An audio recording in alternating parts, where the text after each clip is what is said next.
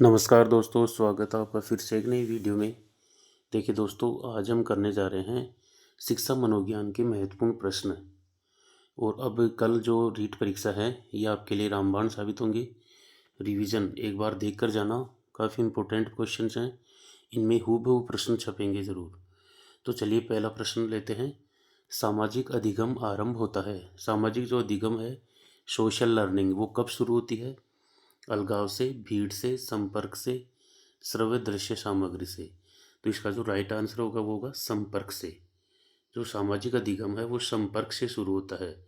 जब हम किसी के संपर्क में आते हैं तो हम समाज में कुछ ना कुछ सीखते हैं, इसी को कहा जाता है सामाजिक अधिगम। तो सामाजिक अधिगम किससे शुरू होता है? संपर्क से शुरू होता है। चलिए क्वेश्चन नंबर 2 देखते हैं। निम्नलिखित में से कौन सा विशिष्ट अधिगम विकलांगता का उदाहरण है? ये पूछ रहा है विशिष्ट अधिगम विकलांगता का उदाहरण कौन सा है? मानसिक मंदता, dyslexia, attention deficit hyper disorder, autism. तो इसका जो राइट आंसर होगा वो होगा डिसलेक्सिया। डिसलेक्सिया क्या है? विशिष्ट अधिगम विकलांगता, मतलब अधिगम लर्निंग में कुछ सीख नहीं पाना, इसी को बोलते हैं डिसलेक्सिया। चलिए क्वेश्चन नंबर 3 देखते हैं। व्यवहारवादी विचारक हैं। व्यवहारवादी विचारक कौन है? वाटसन। वाटसन को माना जाता है व्यवहारवादी विचारक। चलिए दोस्तों क्वेश्चन नंबर 4 देखते हैं। अधिगम तक पहुंचने के राजमार्ग को कहते हैं। अधिगम तक पहुंचने के राजमार्ग को क्या कहा जाता है? उद्दीपन, प्रवाहिता, संवेदना, अभिप्रेरणा। तो इसका राइट आंसर होगा अभिप्रेरणा। अधिगम तक हम किसके माध्यम से पहुंचते हैं? अभिप्रेरणा के माध्यम से, मोटिवेशन के माध्यम से हम अधिगम तक पहुंचते हैं, और मोटिवेशन अभिप्रेरणा को अधिगम का राजमार्ग कहा जाता है। चलिए क्वेश्चन नंबर 5 देखते हैं।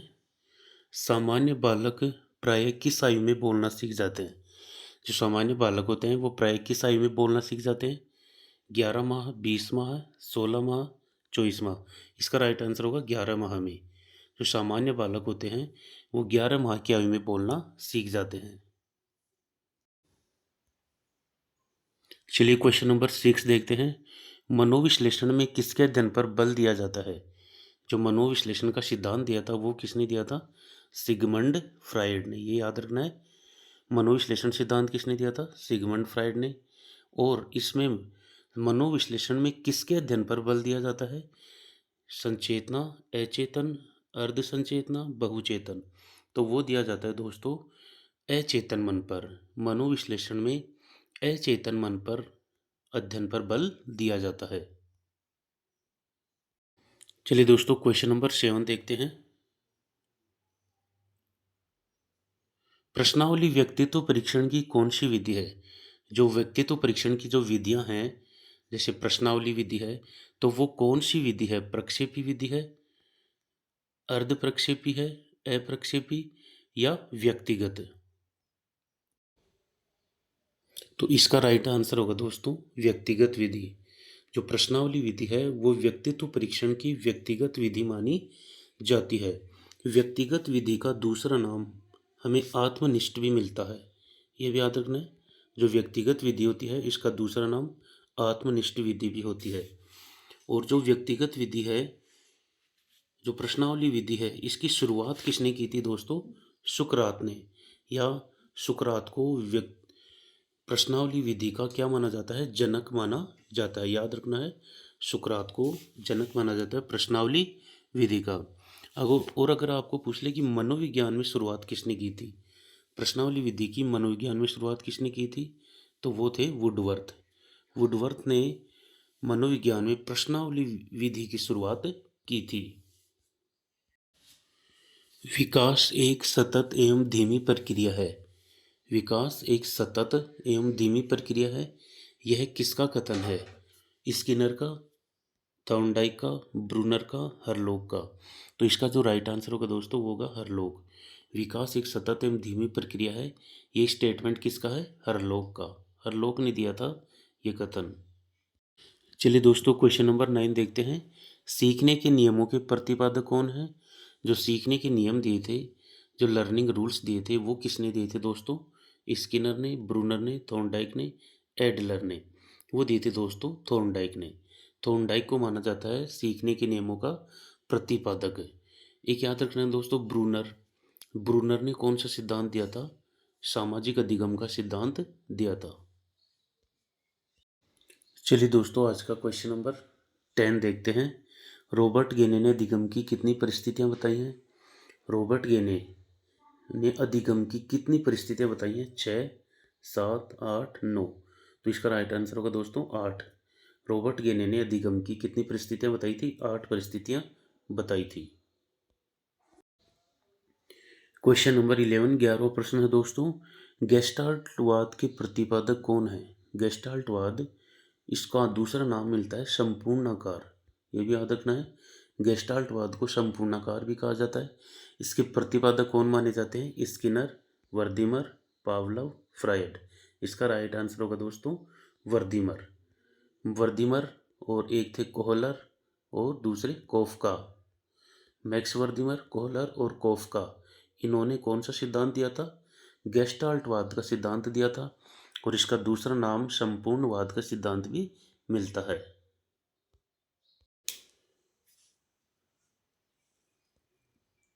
चलिए दोस्तों, आज का 12वां प्रश्न देखते हैं। ज्ञानात्मक पक्ष का अंतिम स्तर कौन सा होता है? देखिए दोस्तों, सीखने के 3 स्तर माने जाते हैं। एक होता है ज्ञानात्मक स्तर, दूसरा होता है भावात्मक, और तीसरा जो स्तर माना जाता है वो माना जाता है क्रियात्मक। ये 3 स्तर माने गए हैं सीखने के। तो ये पूछ रहे कि ज्ञानात्मक जो पक्ष होता है, जो सीखने के 3 पक्ष हैं, ज्ञानात्मक पक्ष, इसका अंतिम स्तर पूछ रहा है, तो वो होता है दोस्तों मूल्यांकन। जो ज्ञानात्मक पक्ष होता है, इसका अंतिम स्तर कौन सा होता है? मूल्यांकन होता है। आज का 13वां प्रश्न देखते हैं दोस्तों, सामाजिक अधिगम का सिद्धांत किसने दिया? जो सामाजिक सोशल लर्निंग है, वो थ्योरी किसने दी थी? स्किनर, वर्दीमर, बांडुरा, पावलव। तो इसका राइट आंसर होगा दोस्तों बांडुरा। जो अल्बर्ट बांडुरा थे, उन्होंने दी थी सोशल लर्निंग थ्योरी, सामाजिक अधिगम सिद्धांत। और इस सिद्धांत का दूसरा नाम हमें मिलता है प्रेक्षण सिद्धांत भी मिलता है, याद रखना है। सामाजिक अधिगम का दूसरा नाम क्या मिलता है? प्रेक्षण अधिगम। किसने दिया था सामाजिक अधिगम? अल्बर्ट बांडुरा ने। चलिए क्वेश्चन नंबर 14 देखते हैं। वैचारिक क्रिया अवस्था होती है। वैचारिक क्रिया अवस्था कौन सी अवस्था को माना गया है? 2 से 7 वर्ष, 0 से 2 वर्ष, 7 से 12 वर्ष, या 12 से 18। इसका राइट आंसर होगा दोस्तों 7 से 12 वर्ष। 7 से 12 वर्ष की जो अवस्था होती है, इसको वैचारिक क्रिया अवस्था भी कहा जाता है। चलिए दोस्तों, आज का प्रश्न नंबर 15 देखते हैं।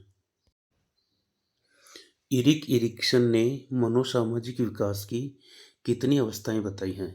जो इरिक इरिक्सन थे, इन्होंने मनोसामाजिक विकास की कितनी अवस्थाएं बताई हैं? 6, 7, 8 या 9। तो वो बताई थी दोस्तों 8 अवस्थाएं। इरिक इरिक्सन को क्या कहा जाता है? ये याद रखना है, ईगो मनोवैज्ञानिक भी कहा जाता है इरिक इरिक्सन को। और उन्होंने कितनी अवस्थाएं बताई थी मनोसामाजिक विकास की? 8 अवस्थाएं बताई थी इरिक इरिक्सन ने। चलिए दोस्तों, क्वेश्चन नंबर 16, 16वां प्रश्न देखते हैं आज का। सिगमंड फ्राइड ने मनोलैंगिक विकास की कितनी अवस्थाएं बताई थी? जो सिगमंड फ्राइड थे, इन्होंने मनोलैंगिक विकास की कितनी अवस्थाएं बताई थी? ऑप्शंस अपने सामने 3, 4, 5 या 6।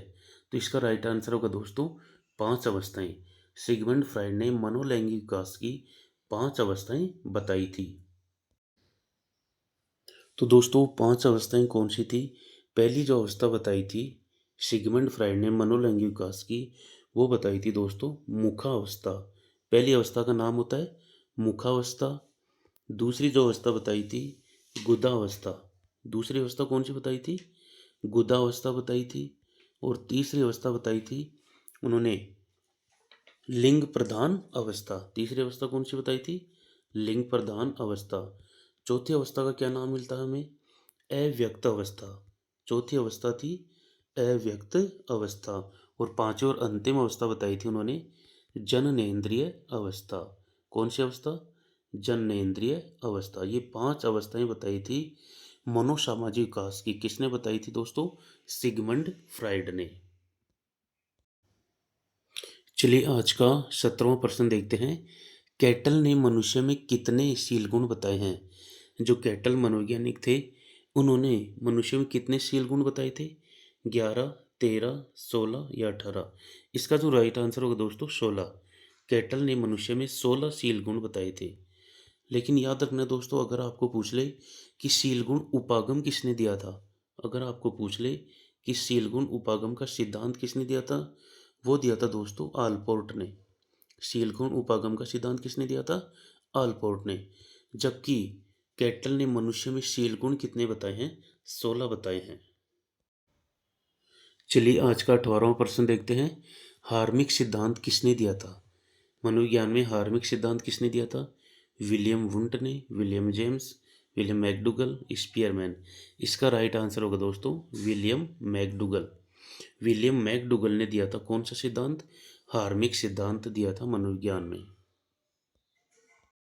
चलिए दोस्तों आज का 19वां प्रश्न देखते हैं। आरटी 2009 के अनुसार एसएमसी का गठन कौन सी धारा में किया गया है? जो आरटी 2009 है, इसके अकॉर्डिंग एसएमसी की फुल फॉर्म क्या होती है? School management committee. तो इसका स्कूल मैनेजमेंट कमेटी एसएमसी का गठन कौन सी धारा में किया गया है? धारा 15 में, 18 में, 21 में या 24 में? तो दोस्तों इसका जो राइट आंसर होगा वो होगा धारा 21। धारा 21 में आरटी में किसका गठन किया गया है? एसएमसी का, स्कूल मैनेजमेंट कमेटी। और जो स्कूल मैनेजमेंट कमेटी होते हैं, इसमें टोटल कितने सदस्य होते हैं? वो याद रखना है दोस्तों 16 सदस्य, 16 मेंबर्स होते हैं इसमें। और इसकी जो बैठक होती है दोस्तों प्रत्येक माह में कब होती है? एक बैठक होगी और अमावस्या को होती है इसकी बैठक। जो एसएमसी की बैठक होती है वो कब होती है? अमावस्या को। और इसकी जो गण पूर्ति होती है वो होती है 1/3।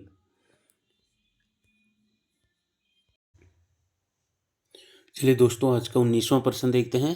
आरटी 2009 के अनुसार एसएमसी का गठन कौन सी धारा में? इसका हमने राइट आंसर देख लिया था धारा 21 में।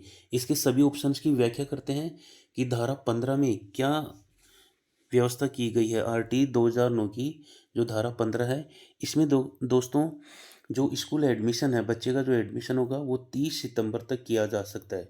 ये कहाँ लिखा हुआ है? धारा 15 में। धारा 18 में क्या व्यवस्था की गई है कि जो स्कूल की मान्यता है, मान्यता से संबंधित जो प्रावधान किए गए हैं वो धारा 18 में किए गए हैं। और धारा 21 में तो एसएमसी गठन है। और धारा 24 दोस्तों, धारा 24 में शिक्षक के दायित्व बताए गए हैं। इम्पोर्टेंट है, शिक्षक के जो दायित्व बताए गए हैं वो कौन सी धारा में बताए गए हैं दोस्तों?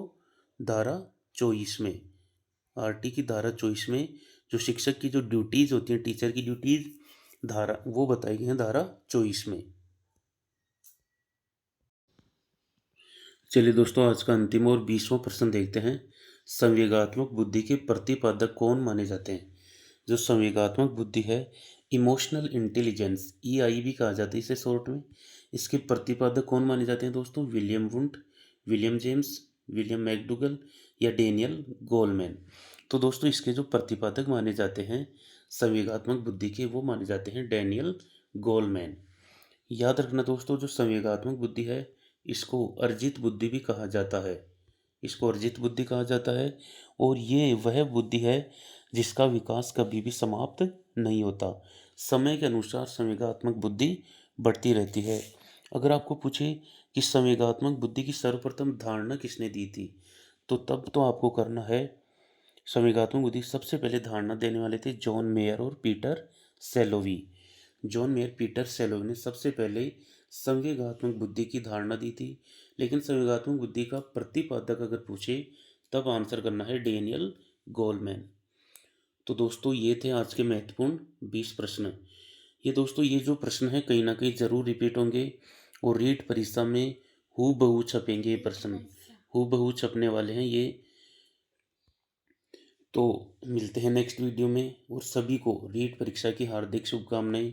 आप सभी रीट परीक्षा में सफल हों, हम सभी दुआ करते हैं। तब तक के लिए जय हिंद, जय भारत।